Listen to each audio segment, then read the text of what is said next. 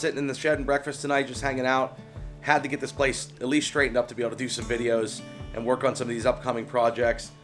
It's about 45 degrees in here right now. We just ran out of heat. It's pouring down rain outside. It's a crappy night, and I thought this would be a perfect day to do it. Had to pull out the tractor and get some stuff out of here just for the time being. That stuff's gonna get wet. Other than that, I'm just actually hanging out, watching Killinger. So I appreciate you, Killinger, for helping me kill some time while I was getting some things straightened up.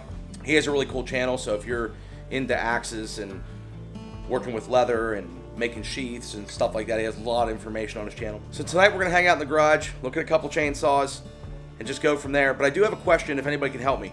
This vise here needs a little bit of TLC. So I picked up this vise, and I'd like to mount it down, and I'm thinking maybe either put a piece of metal down or a piece of metal underneath first before I bolt it down. If you guys have any ideas. Also, how far back to put it, or how far forward to put it. I'm not sure if there's like a standard. If anybody has any answers to that, I'd appreciate it. So first, I just want to say, if you hear the rain on the roof, I have a metal roof on this shed, so I apologize for that. It's starting to get a little cold. I'm starting to see my breath a little bit out here. I wanted to show you guys some saws that I run, and a new saw that I just picked up, and also a special saw that I have, and I'd like to do something with that. The first saw I think I put in a video a couple weeks ago is this Farm Boss 290. This saw has been a great saw for me. I bought this about 10 years ago. It's pretty dirty right now because I cut a pine tree up just a couple weeks ago, and after you cut pine, you pretty much have to clean the saw. The only thing I've really had to do to this saw is pretty much change bar, sharpen the chains. I have a bunch of chains for it. You know, clean the air filter, and just general maintenance. I think the new model now is a 291 in the Farm Boss series. Farm Bosses are, I don't think they're made to run 8 hours a day if you're a logger, or if you cut a lot of wood, or you have a company around it. I don't know. I'd be curious to see how many people have that saw and used it a lot. But that's been a go-to for me. And I have to say that overall, it's done everything that I've wanted it to do. The next saw is this Husqvarna 359, 59cc. I think the 290 is 56cc. Somebody correct me if I'm wrong. Just a tad bit bigger. It might even be a little bit lighter. I'm not quite positive on that. This is more of a Buck and Billy Ray style. I think he's a big fan of Huskies. But this Husky's been a great saw. My dad uses it a lot. I think he's just said it fell out of a tree a couple weeks ago when he was cutting up on the property. I'm going to clean this one up for him. I went and raided his barn the other day just to grab that saw. And then I found this one, and I asked him about it, this little Ryobi.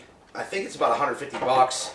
It's nothing special, but he says he really likes it just for the lightweight and to do some limbing. I talked to him about it. I haven't run this saw personally yet, but I'm thinking that I'm going to try it out just to see how it runs.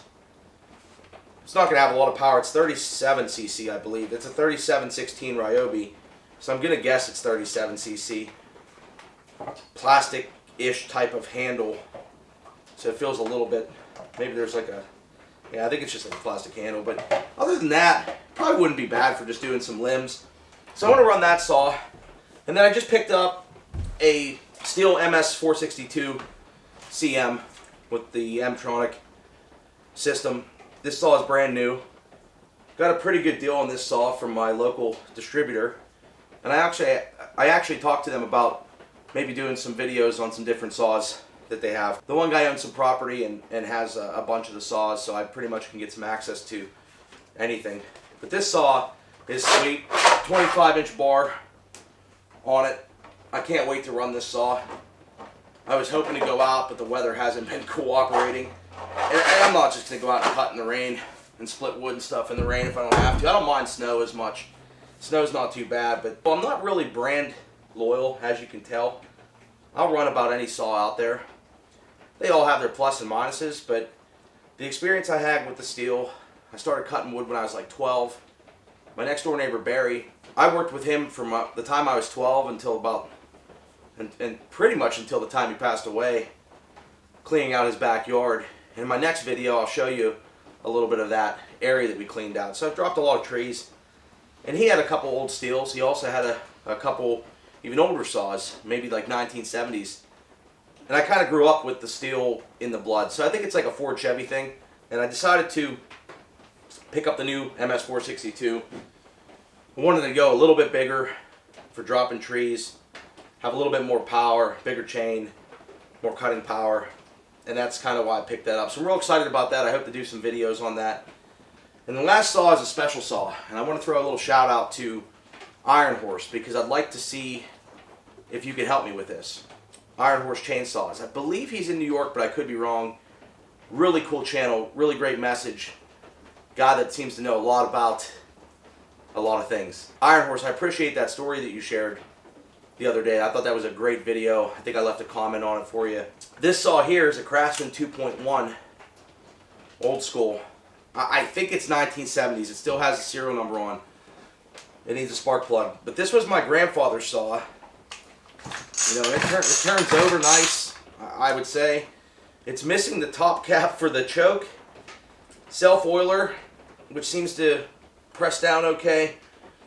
I think my dad was telling me that pulling, you know, the ones where you have to do more pulling than running, that Poland's made these, or MSD or something like that, that made these saws, and then maybe it was something tied to Husqvarna. I don't know the story, the backstory in this, and I didn't want to search it because if you could tell me a little bit about this saw. I know that there's Craftsman made them, and they were branded Craftsman, and I thought there was some Poland's out there, and I thought there was maybe one other brand out there, because I remember seeing this body. I'm pretty sure I ran this saw when I was younger. It's a little bit rusted up. I'm going to guess that's a 14-inch bar on it. But I'd like to maybe send this up to you. Maybe if we could preserve that serial number and get this saw running, that would be really cool. It was my grandfather's saw. My dad said, hey, if you can fix it up. I wanted to mess with it, but I don't know if I want to take the risk of making it worse than it already is. I mean, I could clean the bar up. I'm pretty sure that the chain's frozen. It's not too bad.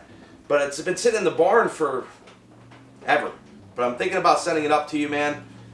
If there's something you can do with this saw here, I'd really appreciate it. Maybe we can connect, or I'll give you a buzz. But this is an old school saw, and I hear they have a lot of power. Like, I remember running a saw like this. I think it was Barry's. I think they have, you know, good power to weight ratio or something. I don't know. It just feels cool. Handle's a little bit beat up. I think it's like a cast, I don't know, like magnesium or something handle. And I don't know much about it. I wanted to throw this out. If you guys haven't followed Ironhorse's channel, Ironhorse Chainsaws, I believe, is his channel. Make sure you guys check him out as well. I'd like to do something with this. This would be really special to me and my family if we could get this rolling. And I was going to mess around with it, but after watching your channel, and I see you build some saws for bucking, I'd love to send it up to you. So these are the saws I run, guys. If you guys have any questions on them, I'll do my best to answer. I'm not a Stihl or Husqvarna or a chainsaw expert. I just use them. I've been cutting a lot the last couple years. We split a lot of wood, property maintenance, stuff like that. My buddy has a tree company. I'd like to help him out on the side. It's like therapy. When you're into tech and every day you're working with computers and technology, it kind of gets old. So it's really refreshing to get outside, fire up the log splitter, have a brew, cut up some firewood, stack some. This year I'd like to stack about 2 to 3 cords if possible. But I'm definitely going to do a video on the Stihl 462.